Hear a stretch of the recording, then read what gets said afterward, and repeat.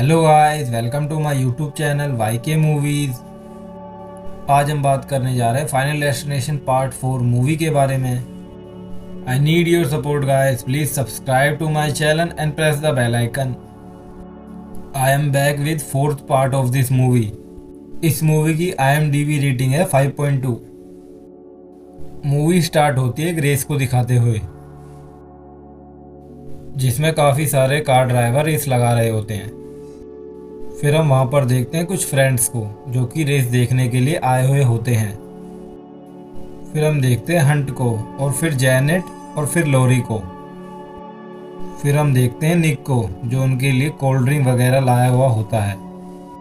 फिर हम देखते हैं कपल को जिसमें उस आदमी का नाम होता है एंडी। एंडी हंट से वो दूरबीन मांगता है। एक्चुअली वो दूरबीन नहीं होती है, उसके अंदर वाइन होती है जिसे एंडी की वाइफ पी जाती है। उन दोस्तों के आगे आकर एक टोपी वाला आदमी बैठ जाता है, जिसे लोरी वहां से उसे भेज देती है। फिर हमें एक और लेडी दिखाई जाती है जिसका नाम समांता होता है। फिर हमें एक और कपल दिखाया जाता है जिसमें उस आदमी का नाम कार्टर होता है। फिर हम निक को देखते हैं जो कि कुछ घबराया हुआ सा लग रहा होता है, क्योंकि उसके आसपास सब कुछ अजीबो गरीब हो रहा होता है।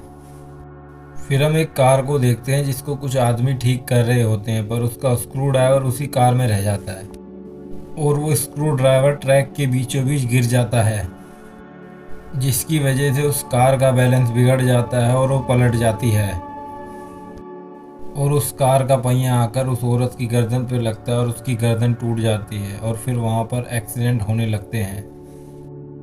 उस एक्सीडेंट में एक एक करके सभी लोग मरने लगते हैं, जिसमें कि बाद में निक के फ्रेंड भी मर जाते हैं।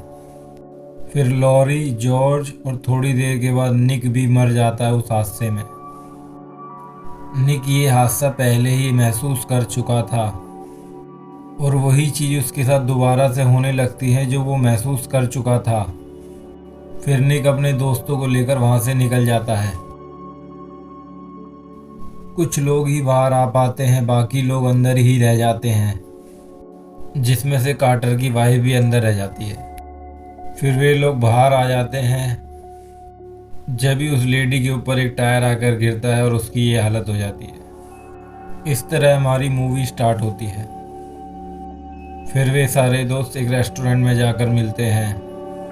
फिर निक कहता है कि हमारी किस्मत अच्छी थी जो कि हम बच गए वहाँ से। फिर काफ़ी सारे लोग उन लोगों को श्रद्धांजलि देने आए हुए होते हैं जो उस स्टेडियम में मर गए थे। फिर हम देखते हैं एंडी को जो कि अपनी वाइफ को श्रद्धांजलि देने आया हुआ होता है, क्योंकि उसकी वाइफ भी उस स्टेडियम में मर गई थी। फिर लॉरी और निक वहाँ से उन लोगों को श्रद्धांजलि देकर जा रहे होते हैं। फिर हम देखते हैं समांता और उसके पति को जो कि निक का शुक्रिया अदा कर रहे होते हैं। थोड़ी देर बाद देखते हैं हम जॉर्ज को जो कि उस स्टेडियम का सिक्योरिटी गार्ड है। फिर वहाँ पर कार्टर आ जाता है जो कि जॉर्ज को बुरा भला कहता है, क्योंकि जॉर्ज ने कार्टर को अंदर नहीं जाने दिया क्योंकि उसकी वाइफ अंदर थी और उसकी वाइफ मर जाती है। फिर हम देखते हैं निक को जो कि एक सपना देखता है।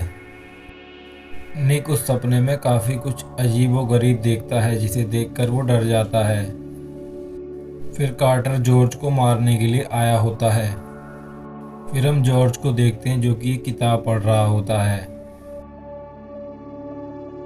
कार्टर कुछ सेटअप कर रहा होता है जॉर्ज को मारने के लिए उसके घर के बाहर।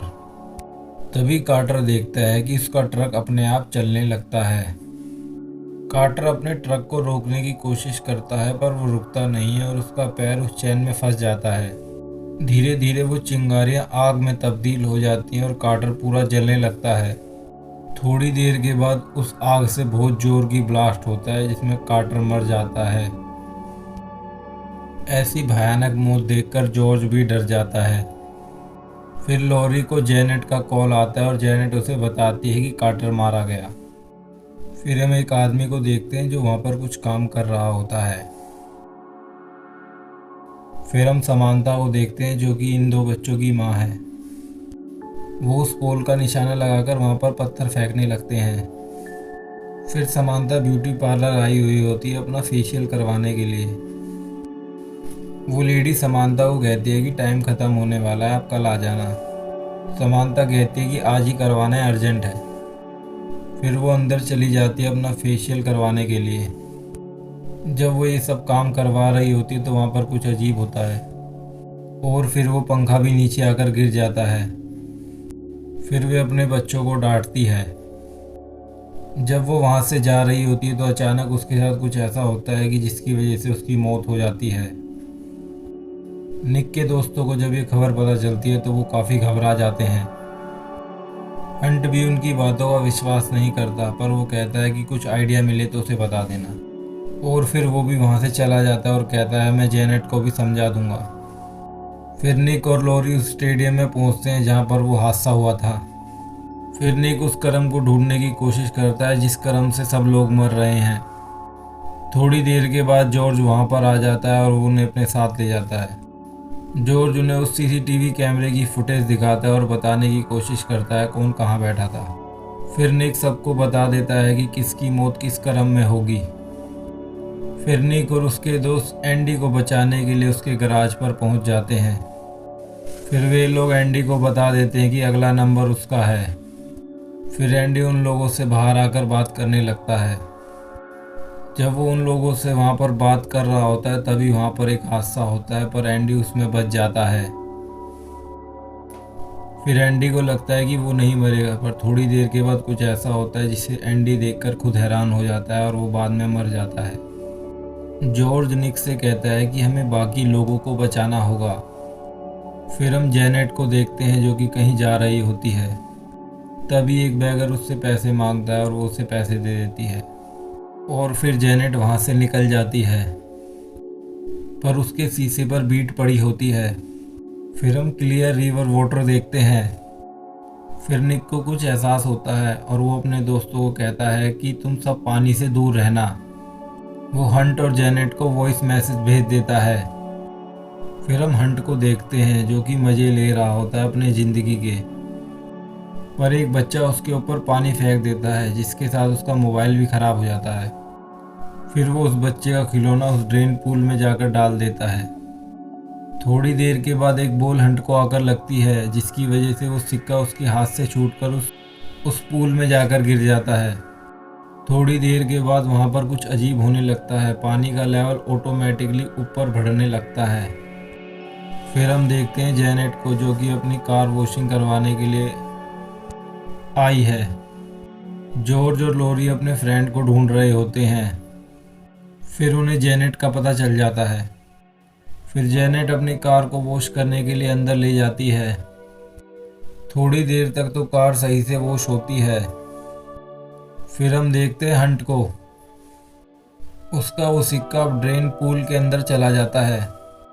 फिर हंट उसे ढूंढने के लिए स्विमिंग पूल में छलांग लगा देता है, पर हंट उस ड्रेन पूल के पाइप में फंस जाता है और वो निकल नहीं पाता है। फिर हम जेनेट को देखते हैं, वो भी बुरी तरह फंस जाती है अपनी गाड़ी के अंदर। फिर हम लोरी को देखते हैं जो वहाँ पर पहुँच जाती है और उसको वहाँ से निकाल लेती है, पर थोड़ी देर के बाद वो पाइप भी फट जाता है, पर वो दोनों बच जाते हैं। फिर हम निक को देखते हैं जो कि हंट को बचाने के लिए आया हुआ होता है, पर पानी का प्रेशर इतना तेज होता है कि हंट की जान ही चली जाती है और वो मर जाता है, जिसे देखकर निक काफ़ी घबरा जाता है। लोरी अपनी फ्रेंड जेनेट को बचा लेती है। लोरी की बातें सुनकर जॉर्ज बहुत डर जाता है और उसे लगता है कि अगला नंबर उसका है। फिर जॉर्ज अपने घर पर आ जाता है और वो अपने आप को मारने की कोशिश करता है। लोरी अब निक से कहती है कि अब मौतों का सिलसिला रुक गया है। फिर वे दोनों जॉर्ज के घर पर जाते हैं उसे ये खुशी की खबर देने के लिए, पर वो देखते हैं कि जॉर्ज तो सुसाइड कर रहा होता है, पर जॉर्ज बार बार असफल हो जा रहा था सुसाइड करने में। फिर लोरी जॉर्ज को बता देती है कि अब कोई नहीं मरेगा क्योंकि मौतों का कर्म टूट गया है। इस बात से जॉर्ज बहुत खुश होता है और वो पार्टी करता है वहाँ पर। फिर निक कहता है कि हमें इस नई ज़िंदगी का फ़ायदा उठाना चाहिए, एक भी पल बर्बाद नहीं करना चाहिए। फिर कुछ दिनों के बाद निक अपने घर पर सामान पैक कर रहा होता है। और लॉरी अपनी फ्रेंड जेनेट का इंतज़ार कर रही होती है मूवी के लिए। फिर निक को एक और फोटोग्राफ दिखाई देती है जिसे देखकर वो घबरा जाता है। फिर दोबारा से निक को कुछ अजीब सा एहसास होता है। फिर वो न्यूज़ में देखता है जो टोपी वाला आदमी उनके आगे बैठा था वो बच गया है। फिर निक समझ जाता है कि उसने जो मौत का कर्म बनाया था वो गलत था, क्योंकि वो आदमी उन लोगों से आगे बैठा हुआ था। फिर निक जॉर्ज को कॉल करता है और कहता है कि तुम मुझे हॉस्पिटल में मिलो। फिर हम उस टोपी वाले आदमी को देखते हैं जो जिंदगी और मौत के बीच जूझ रहा है। फिर एक आदमी वहां पर पानी का नल खुला छोड़कर चला जाता है, जिससे कि वो पानी टब के बाहर आना शुरू हो जाता है और वो पूरी जगह फैल जाता है और वो पानी नीचे टपकने लगता है जहां पर वो टोपी वाला आदमी एडमिट था।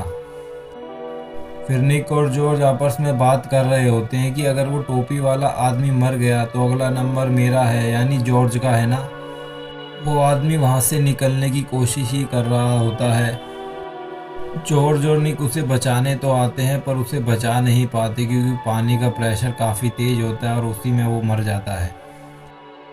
फिर हम लॉरी और जेनेट को देखते हैं जो कि मूवी देखने के लिए जा रहे होते हैं। जब निक और जॉर्ज वहां से वापस आ रहे होते हैं तो तभी जॉर्ज के साथ कुछ ऐसा होता है जिसे देखकर निक काफ़ी डर जाता है। जॉर्ज की ऐसी दर्दनाक मौत देखकर निक काफ़ी घबरा जाता है।